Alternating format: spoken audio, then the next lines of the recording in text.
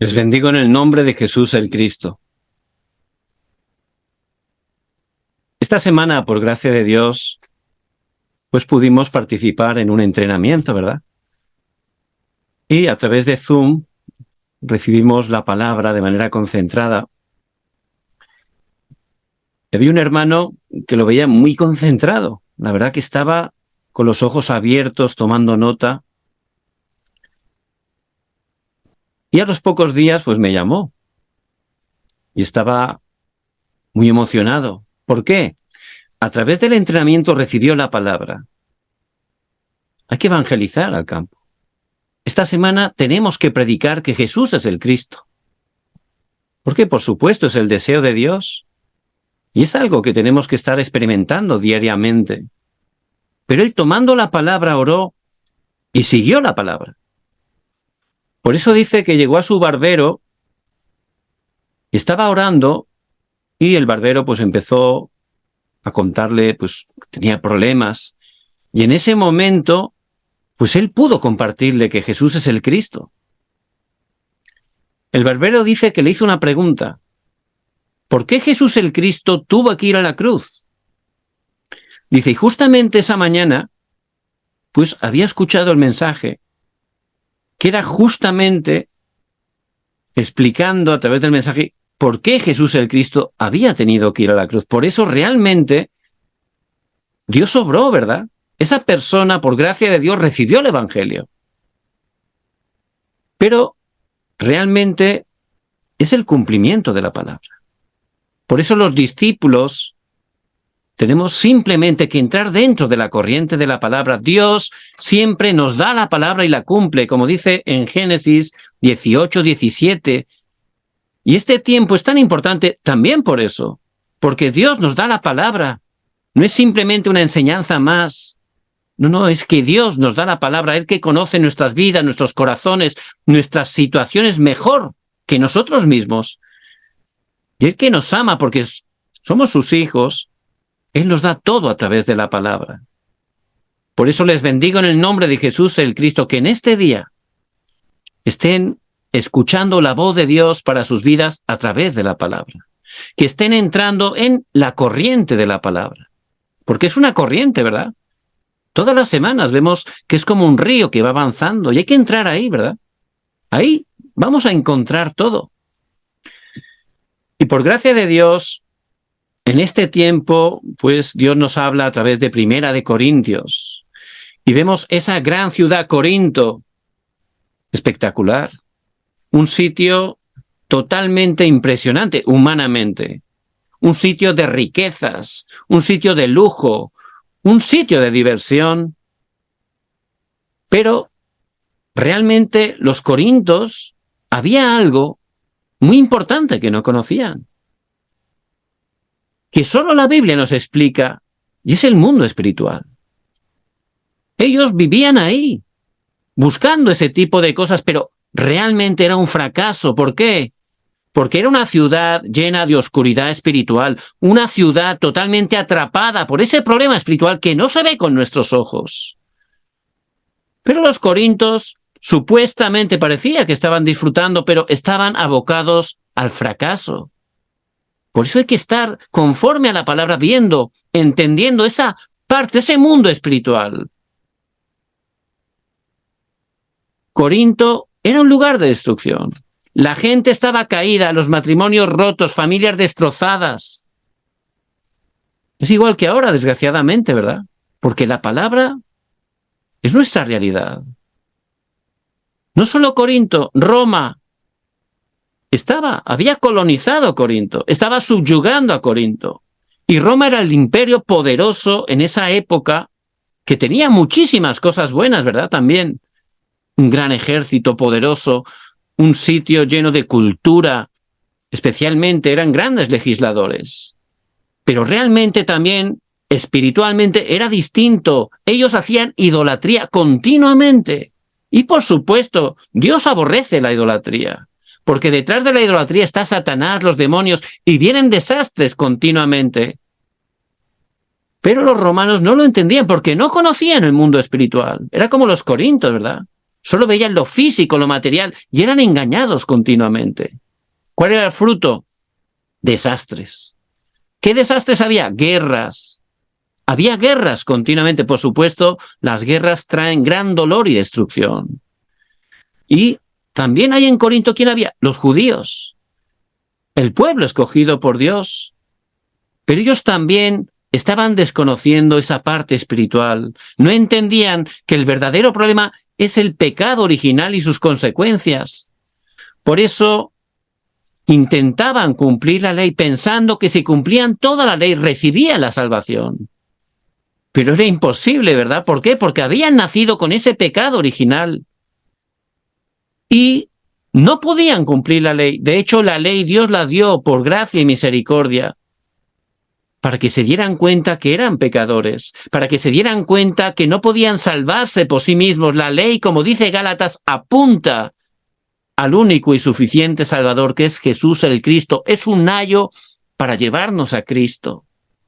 Pero ellos no conocían el mundo espiritual, por eso se esforzaban, se habían quedado con la apariencia. Ellos estaban quedándose con la apariencia de la Biblia, adorando la Biblia, en vez de al Cristo, que es el centro de la Biblia. Lo habían perdido totalmente la esencia, ¿verdad? Por eso le venían desastres continuamente. Y también allí, ¿quién estaba? Los hermanos de Corinto, la iglesia del Dios vivo. Ellos habían recibido la gran salvación, tenían la respuesta de Jesús el Cristo, pero el mayor problema era que no estaban cumpliendo su función. Porque es verdad, este mundo está lleno de desastres, es verdad. Pero el mayor problema es que la iglesia, nosotros, los hijos de Dios, salvados por su gracia a través de Jesús el Cristo, no estamos cumpliendo nuestra función. Ese es el verdadero problema. Porque la única manera de quebrantar la oscuridad es resplandecer la luz de Cristo. Y es la función para cada uno de nosotros. Es la gran comisión que el Señor resucitado nos da a cada uno, ¿verdad? Sin excepción. ¿Pero qué estaban haciendo los hermanos de Corinto? Peleando. ¿Por qué peleaban? Por cosas nimias, por tonterías. Yo soy de Pablo, yo de Apolo, yo de Cefas. ¿Pero cuál era el verdadero problema? Su estado espiritual. Eran carnales, niños espirituales, ¿verdad? Dios nos lo dice a través de la palabra. Y es así. Si no tenemos fuerza espiritual, somos engañados, empezamos a perder fuerzas, energías en cosas que no tienen sentido. Y estaban engañados en vez de evangelizar Corinto, donde había tanta gente sufriendo. Estaban peleando por tonterías en la iglesia. Por eso Pablo le da la respuesta, siempre a través de la palabra. 2 de Corintios 2:12. No habéis recibido el espíritu del mundo. No estáis enfocados en las cosas del mundo. Habéis recibido el Espíritu de Dios para que sepáis lo que Él os ha concedido. Ya tenemos el Espíritu Santo también en 1 de Corintios 3:16. ¿Acaso no sabéis que sois templo de Dios y que el Espíritu de Dios mora en vosotros? Ya tenemos todo a través de Cristo. Él está con nosotros a través del Espíritu Santo, con todo el poder del cielo y de la tierra. Tenemos que conocer el mundo espiritual y no solo conocerlo, disfrutarlo. Pero no oramos. Y si oramos es cuando estamos ya delante de un gran problema, desesperados, y luego nuestra oración es carnal, centrada en nosotros. Hay que empezar a restaurar esa verdadera oración que mueve el trono celestial. Hay que cambiar urgentemente nuestro estado espiritual. Ya el Espíritu Santo, que es Dios mismo, está con nosotros. Tenemos que empezar a tomar el pacto, a disfrutar esa oración como Pablo disfrutaba. Y ahí podremos entender realmente quiénes somos. Muy importante. Y eso es el mensaje de la semana pasada, porque la palabra es una corriente. Por eso hay que entrar ahí. ¿Quiénes somos? Siervos de Cristo, administradores de los misterios de Dios. Delante de Dios, Él nos ha escogido, somos siervos de Cristo, administradores de los misterios de Dios. ¿Qué quiere decir eso? Son testigos aquellos que sirven a Jesús el Cristo, aquellos que explican los misterios de Dios, el Evangelio de Jesús el Cristo. Es el misterio que ha sido manifestado ahora, como dice Pablo en Romanos 16, 25. Son testigos, pero como no tenemos fuerza espiritual, pues no estamos viviendo ni disfrutando de ser testigos. Por eso que empecemos a tomar el pacto, a orar, a disfrutar esa oración, no algo religioso, disfrutando el tiempo más feliz. Y ahí nos daremos cuenta, es verdad, soy un testigo de Cristo por su gracia. Y en este día, la palabra nos dice, ¿cuál es el punto de vista de los testigos, de los evangelistas? ¿Cómo tenemos que ver? Y si estamos disfrutando de ser testigos, nuestros ojos espirituales se abrirán. ¿Cómo tenemos que ver como evangelistas? Muy importante. Versículo 31. Si pues coméis o bebéis o hacéis otra cosa, hacedlo todo para la gloria de Dios. Todo para la gloria de Dios. Versículo 33, segunda parte. Para que sean salvos. Es decir, hay que verlo todo. Que todo sea para el Evangelio. Que todo sea para la evangelización. Así tenemos que ver las cosas. No con otro punto de vista. Si somos esos testigos que disfrutan del Evangelio, lo veremos así. Todo para el Evangelio. Todo para la evangelización. ¿Por qué tengo que trabajar? Por el Evangelio, por la evangelización. ¿Por qué tengo que vivir en este lugar? Es por el Evangelio. Dios me ha puesto ahí por el Evangelio, por la evangelización. Necesito entenderlo. Ese tiene que ser mi criterio, mi punto de vista como evangelista. Todo para glorificar a Dios, todo para que la gente conozca a Jesús el Cristo. Ya mi yo, no importa, mi derecho, no importa. Todo por el Evangelio, todo para la evangelización. Ese tiene que ser mi punto de vista y Pablo realmente veía todo así. Por eso en Hechos 15, antes de iniciar el segundo viaje misionero, dice que tuvo un desacuerdo con Bernabé. ¿Cómo puede ser? Un desacuerdo. Pero ese desacuerdo no era por cosas humanas, no. Era por el Evangelio, era por la evangelización. Bernabé quería llevar a su sobrino Juan Marcos, pero Juan Marcos les había abandonado antes de finalizar el primer viaje misionero, pero lo quería volver a llevar. Pero Pablo, con esos ojos del Evangelio, se daba cuenta que Juan Marcos todavía no estaba preparado. Si volvía con ellos iba a dar problemas para la evangelización. Por eso eran los ojos que tenía Pablo y le dijo que no fuera, no era el horario. Por supuesto, Dios utilizó luego grandemente a Juan Marcos, pero en ese momento Pablo lo veía correctamente. Él no se guiaba porque es mi amigo, porque es mi familiar. No, ese nivel no funciona. Es el mismo nivel de los no salvos. Como evangelistas, tiene que ser ese nuestro estándar, nuestro punto de vista, solo para el Evangelio, solo para la evangelización. Así tenemos que ver. ¿Y cómo Pablo podía ver con esos ojos? Muy importante. En primer lugar,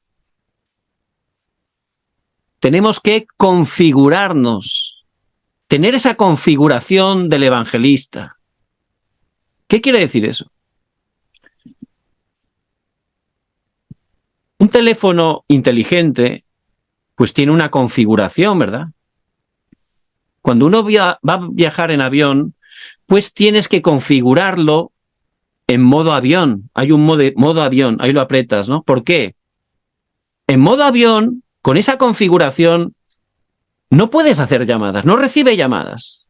Ni tampoco está conectado a Internet. Puedes ver el teléfono, pero no puedes recibir llamadas. No puedes estar teniendo señal de Internet. Eso lo hacen para que durante el vuelo las ondas no interfieran en los instrumentos de vuelo, ¿verdad? Puede ser peligroso. Por eso hay que configurarlo en modo avión. Cuando está configurado en modo avión, aunque sea el teléfono más caro, más bonito, no puede recibir llamadas. aunque sea el último modelo, en esa configuración no puedes recibir llamadas. Aunque estés tecleando, intentándolo todo el vuelo, por esa configuración no vas a poder hacer llamadas. Pero en cambio, cuando ya termina el vuelo, entonces ya cambias la configuración, la cambias, quitas el modo avión. ¿Y qué ocurre? Empiezas a recibir mensajes, llamadas perdidas, ¿verdad?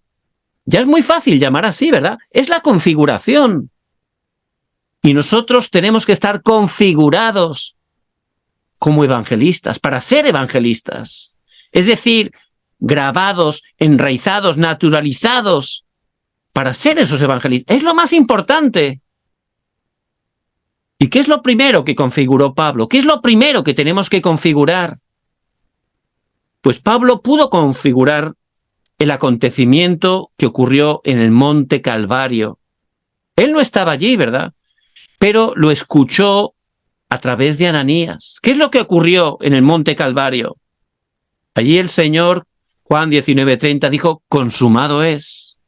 Jesús el Cristo consumó todo. Él es solucionador de todos los problemas. Y Pablo pudo creer eso. Por supuesto, para tener esa configuración, él tuvo que salir de una configuración incorrecta. Hay que quitar lo incorrecto. Pablo se esforzaba toda su vida, pero no tenía respuesta. ¿Por qué? Porque estaba configurado de manera incorrecta. ¿Cuál era su configuración? El yo, lo físico, lo material. Él buscaba a través de la religión, la idolatría. No funciona. Es una configuración que te lleva desastres a tu vida, ¿verdad?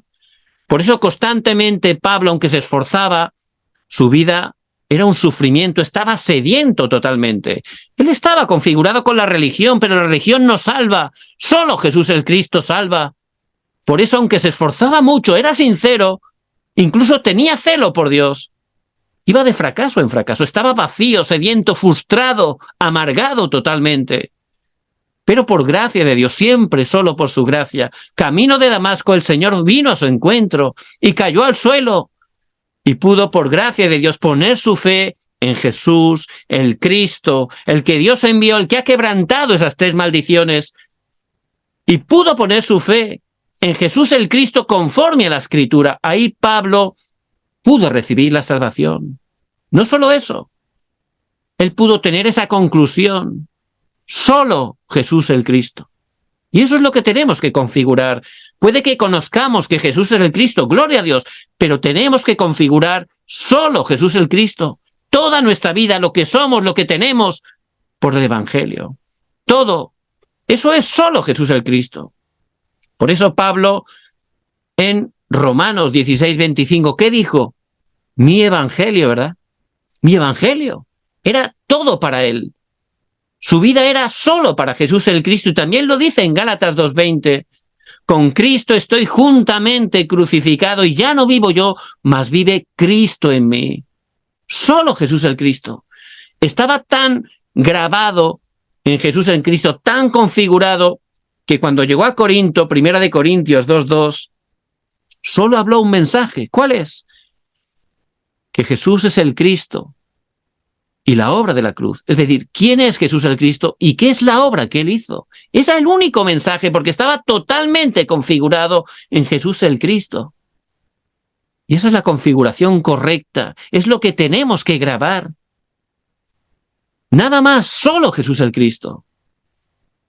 ¿Cuál es la segunda cosa que tenemos que configurar para ser esos evangelistas? El acontecimiento del Monte del Olivar. Allí el Señor resucitado 40 días.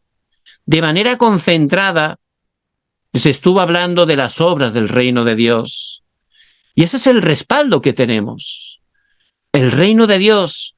Por eso tenemos que estar disfrutando de la oración, para estar experimentando el poder del trono. Es el respaldo que tenemos para que venga sobre nuestras vidas, sobre nuestros campos. Pablo dice que fue a Arabia. En Gálatas 1:17 estuvo un tiempo en Arabia. Allí se concentró. Allí pudo experimentar ese tiempo para estar profundamente con la oración, tomando el pacto de Jesús el Cristo. Y esa parte es la que tenemos que restaurar. Los musulmanes oran 5 veces al día. Los judíos 3. Y los que hacen meditación trascendental, 2 veces al día, 20 minutos cada vez, de manera diligente. Ellos, sin saberlo, están orando a Satanás y los demonios. Pero ellos son diligentes porque reciben un poder engañoso, limitado, ¿verdad? Nosotros somos hijos de Dios por su gracia. Tenemos el respaldo del trono celestial. El Señor Jesucristo tiene el poder del cielo y de la tierra y es el respaldo que tenemos. Pero no estamos orando, no estamos realmente experimentando el poder de Dios. Y es precisamente lo que le pasaba a los discípulos, ¿verdad? Por eso allí, en el Monte del Olivar, pudieron configurarse correctamente. Hay que tomar el pacto de solo Jesús el Cristo y comenzar a orar para disfrutar, experimentar esa oración que experimenta el poder del trono celestial, el poder de Dios Trino, que es eterno, es infinito, ¿verdad? Ese poder tiene que venir a mi vida. Y también en oración transmitirlo a mi campo, porque es una oración para disfrutar la identidad, pero también una oración para experimentar esa autoridad. No tenemos lucha contra carne ni sangre y tenemos que estar orando para que la oscuridad sea quebrantada en nuestras familias, en nuestro campo. Hay que ir al campo a orar. Es parte importante del evangelismo. Sí, aparece en la Biblia, Números 14. Vemos que esos 12 espías fueron enviados por Moisés a la tierra de Canaán. 40 días estuvieron para que estuvieran orando, analizando. Y es lo que tenemos que hacer en oración en nuestro campo. También aparece en el Nuevo Testamento. Pablo, cuando llega a Filipo, dice que estuvo allí unos días. ¿Qué hizo? Orar, analizar el campo, estar orando para quebrantar la oscuridad. Y luego Dios le dio el encuentro, ¿verdad? Es el principio del evangelismo. Por eso nuestra oración también es por el evangelismo. Y es la oración que tenía Pablo. Colosenses 4:3, orando también al mismo tiempo por nosotros, para que el Señor nos abra puerta para la palabra, a fin de dar a conocer el misterio de Cristo, por el cual también estoy preso. Pablo estaba en prisión cuando escribió esta epístola, pero él estaba orando. ¿Para qué? Para que Dios le abriera puertas para compartir que Jesús es el Cristo. Por eso tenemos que estar orando totalmente por el evangelismo. Hay que estar orando continuamente. Y es lo que Pablo pudo experimentar. En tercer lugar, es la tercera cosa que tenemos que configurar como evangelistas. El acontecimiento del aposento alto de Marcos. ¿Qué ocurrió allí? Pues después de estar orando 10 días, vino la respuesta. Fueron llenos del Espíritu Santo, se levantaron las obras del evangelismo. El evangelismo es la obra del Espíritu Santo, es la guía del Espíritu Santo, es lo que Dios tiene preparado. Y si estamos siendo configurados como evangelistas, tomando el pacto de Cristo, disfrutando verdaderamente de la oración, es el evangelismo que Dios va a empezar a levantar a través de nuestras vidas, sin ningún esfuerzo. Dios lo tiene todo preparado en nuestros campos. ¿Cuál es el problema? Que tenemos configuradas otras cosas.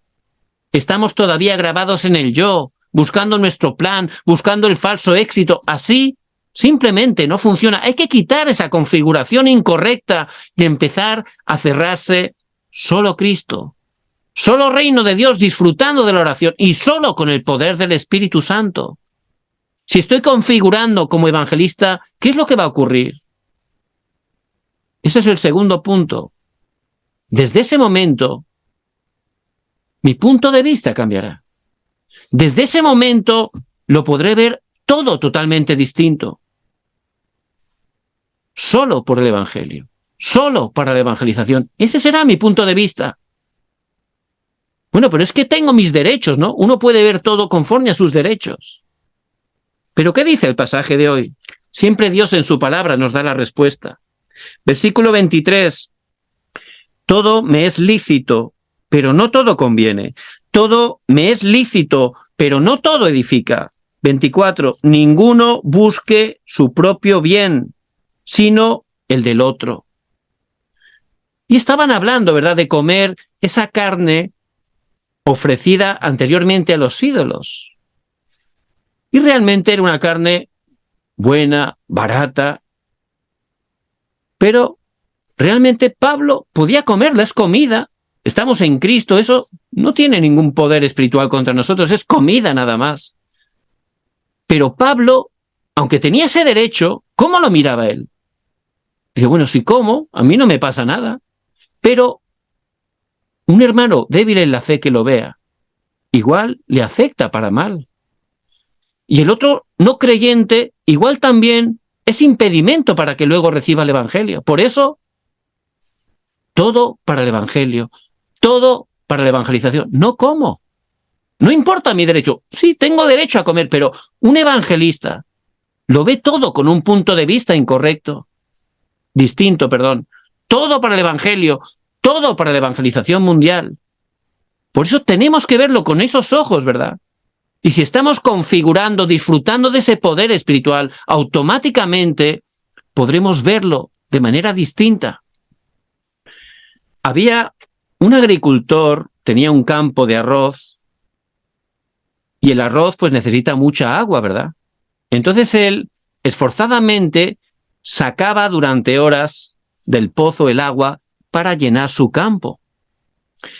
Eran campos de esos de terrazas, ¿no? De esos que hay campos ahí en la montaña, una terraza aquí, otra abajo, así, ¿no?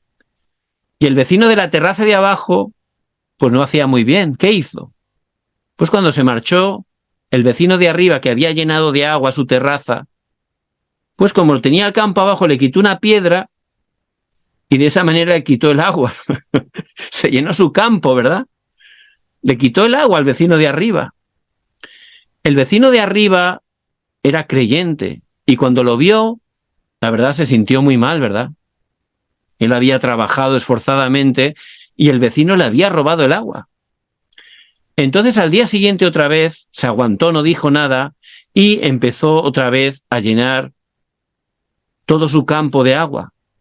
Pero por la tarde el vecino de abajo hizo lo mismo, le quitó una piedra y ya todo el agua fue a su campo.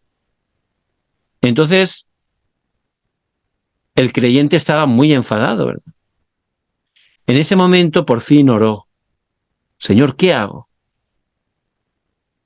Dios le habló. Dice, mira, mañana cuando vayas, primero saca el agua para tu campo, luego saca el agua para el campo de abajo. Y él obedeció a Dios y lo hizo así. Llenó los dos campos, él mismo. Cuando llegó el vecino se quedó con los ojos abiertos. Y ahí se arrepintió. Y fue corriendo a darle gracias y a pedirle perdón al vecino de arriba. El vecino de arriba pudo compartirle el Evangelio. Y ese hombre pudo recibir la salvación. Su derecho era protestar, ¿verdad? Le estaba quitando el agua, era su derecho. Pero este hombre orando pudo ver con los ojos, con el punto de vista del evangelista. Y es distinto. La manera que Dios lo ve es distinto. El plan de Dios es más alto que los nuestros, ¿verdad? Su pensamiento, sus caminos son más elevados que los nuestros. Por eso si estamos gozando de ese estado espiritual, vamos a ver todo de manera totalmente distinta. No solo no vamos a vivir en nuestro propio derecho, también el sufrimiento. Hay veces que estamos experimentando sufrimiento. ¿Cómo veía Pablo el sufrimiento? Dice en Filipenses 1:18, ¿qué pues? No obstante, de todas maneras, o por pretexto o por verdad, Cristo es anunciado, y en esto me gozo y me gozaré aún. Pablo estaba preso, pero dice que estaba agradecido a Dios porque sus prisiones habían servido para proclamar el Evangelio a todo el pretorio, a los soldados, incluso la familia del César. Por eso estaba agradecido a Dios. Él no veía el sufrimiento, él veía solo por el Evangelio, solo por la evangelización. Por eso estaba agradecido a Dios. La palabra de Dios dice que a los que amamos a Dios todas las cosas nos ayudan para bien. Romanos 8:28. Y ciertamente es así. Pero a veces, ¿por qué no lo vemos? Por nuestro estado espiritual. Necesitamos realmente empezar a configurar nuestras vidas como evangelistas. Hay que tener ese tiempo diario de tomar la palabra, tomar el pacto de Jesús el Cristo. Necesito restaurar poco a poco la oración, esa oración que mueve el trono celestial. Fíjense qué bendición tenemos como hijos de Dios. automáticamente con el poder de Dios, lo vamos a ver todo totalmente distinto. Y no solo Pablo no buscaba su derecho, no solo Pablo no buscaba realmente quejarse en medio del sufrimiento, también en tiempo de bendición, él lo veía distinto. Vemos en Hechos 19 que la ciudad de Éfeso fue totalmente transformada, había un avivamiento, Dios estaba obrando poderosamente. Pero Pablo, ¿cómo lo veía? Hechos 19:21. Me será necesario ver también Roma. Él ya estaba pensando en ir a otro lugar a predicar el evangelio. No estaba pensando ya disfrutar allí, como había tantas respuestas, pues aquí me quedo, ¿verdad? No. Tenía unos ojos totalmente distintos. Su corazón era por el evangelio, por la evangelización. Por eso ya estaba pensando, orando, para ir a otros lugares para predicar este evangelio. Era un verdadero evangelista y es lo que Dios quiere que estemos experimentando. Por eso les bendigo en el nombre de Jesús el Cristo. Cristo ya ha consumado todo, somos sus hijos. Él está con nosotros con todo el poder del cielo y de la tierra, que estemos aferrándonos solo al evangelio, que disfrutemos solo del reino de Dios, solo con la plenitud del Espíritu Santo. Y en ese momento nuestros ojos van a cambiar. ¿Cuál será nuestro punto de vista? ¿Esto es bueno para el evangelio? ¿Es bueno para la evangelización? Adelante. Ahí está la guía de Dios. Ahí está la voluntad de Dios. En tercer lugar, en ese momento vendrán respuestas que ya están preparadas. Están preparadas. Cada día Dios tiene preparadas respuestas en nuestros campos. ¿Pero por qué no las vemos? Por nuestro estado espiritual. Hay que restaurar el estado espiritual y ahí abrirá Dios nuestros ojos, lo veremos distinto y veremos las respuestas. Vemos como cuando habían los sirios rodeado la ciudad de Dotán, pues dentro de esa ciudad estaba Eliseo, ¿verdad? Él era un verdadero evangelista y lo veía todo con los ojos del evangelio. Pero a su lado estaba Giezi, su criado. Su criado estaba temblando, pero Eliseo estaba muy tranquilo, ¿verdad? ¿Por qué? Porque lo veían distinto. Por eso Eliseo dice que oró. Dios abrió los ojos espirituales de Giezi y se quedó sorprendido. Dice que había un gran ejército de carros de fuego, que los que estaban con ellos, dice, eran más que los que están contra nosotros. Y tenemos que estar cambiando nuestro estado espiritual. Es la parte más importante. Automáticamente nuestros ojos cambiarán. Podremos ver todo a través del evangelio. Podremos ver todo para la evangelización mundial. Y veremos esas respuestas. ¿Qué respuestas Pablo podía encontrar cuando llegó a Corinto? Tuvo una bendición del encuentro. Encontró a Aquila y Priscila. Ellos eran también evangelistas y habían sido expulsados por el emperador Claudio de Roma. No es casualidad, ¿verdad? Se encontraron allí esos evangelistas en Corinto. Era la bendición del encuentro. Y además, ellos eran del mismo oficio que Pablo. Hacían tiendas. Era un milagro, ¿verdad? Por eso juntos empezaron en equipo a estar compartiendo el evangelio a Corinto. Y esos son los discípulos que Dios tiene preparados ya en nuestros campos. Por eso, si empezamos a cambiar nuestro estado espiritual, abriremos los ojos cada día y veremos cómo Dios tiene esos discípulos preparados. Y esa es la parte más importante. Tienen que orar por el campo donde Dios les ha puesto. Hay que empezar ahí. Esa es su Jerusalén. Si toman el pacto y comienzan a orar, Dios en su horario les va a conectar con los discípulos. Y a través del discípulo, abriendo su casa, como Lidia, ahí haremos el movimiento de la palabra, ¿verdad? Un día a la semana, una hora fija, allí iremos a compartir profundamente de Jesús el Cristo. Y ciertamente esa persona empezará a atraer a otras personas, ¿verdad? Dios nos conectará con la evangelización mundial, porque es el deseo de Dios. Y es lo que le pasaba a Pablo, y es lo que va Dios a obrar también en nuestras vidas. No solo Dios le hizo encontrar con los discípulos, también donde él iba se levantaban las obras de sanidad. Y hay muchas personas en este tiempo especialmente con muchos problemas, ¿verdad? Problemas especialmente mentales, pero también físicos y también espirituales. Pablo, a cada campo que iba, al compartir el Evangelio, Dios levantaba sanidad. Hechos 13, allí estaba ese mago, Mar Jesús. Realmente Dios levantó esa obra de sanidad. También Hechos 16, esa joven de espíritu de adivinación fue liberada totalmente. De la ciudad de Éfeso, en Hechos 19, muchos enfermos eran sanados.